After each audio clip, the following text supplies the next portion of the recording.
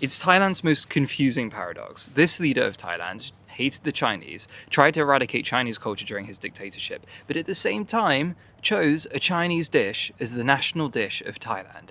How the hell does that happen? The man in question is Pibun, and if you follow me, we've spoken about him before, and he seems to be a total walking paradox at this point. He becomes prime minister in 1938, and he stood on a nationalist authoritarian mandate to unify a country that he saw as a bunch of loosely connected ethnic groups. So a lot of his actions as a dictator are about enacting these strict cultural codes telling you how to be Thai, but also creating common enemies that the people could unify against. And that's simultaneously how the Chinese become so vilified and pad Thai becomes the national dish. The Chinese communities at the time were the economic powerhouse of Thailand's economy. Basically, they were the intermediaries of everything. They had the trade connections, the ports, they were in the elite classes of Thailand, so they had this huge amount of influence. And because of that, there was basically not much incentive for them to assimilate. They had their own businesses, their own neighborhoods, their own shops, Chinese language schools, even their own hospitals and religions. But people saw that as a threat to the unified Thailand that he envisioned. And that is really ironic because Pibun himself had Chinese ancestry. So he removed ethnic Chinese from prominent positions, he banned Chinese language schools,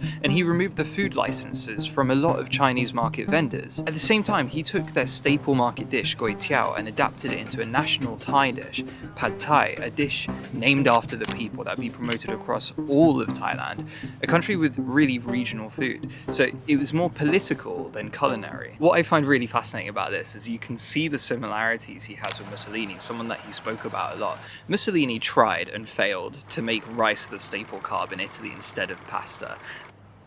Pibun, on the other hand, kind of succeeded by accident. When World War II came around, there were severe shortages of rice, and because of that, pad Thai became much more accessible. The rice noodles needed to make it, needed rice, sure, but they could be made with lower quality rice, and they also didn't take as much rice to make.